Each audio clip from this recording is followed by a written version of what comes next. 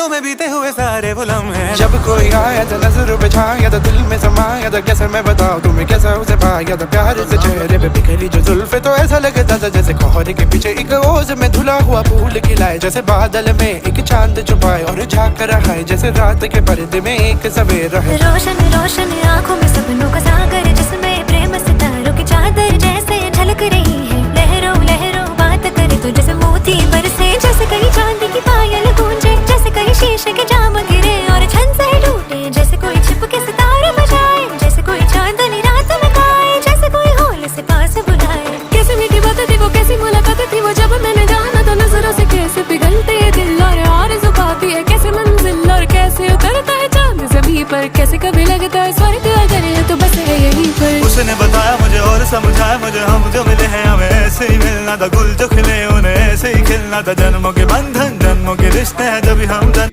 ઘઉં છે તો ઘઉંની અંદર 500 રૂપિયા 200 થી એમનો છે, શરૂઆતની અંદર 400 હોય, થોડીક વાર 500 થાય, બરોબર છે। પણ યુરિયા છે, ડીએપી ને બધાના ભાવ વધતા જાય છે। આ બધી વસ્તુ આપણા હાથમાં છે।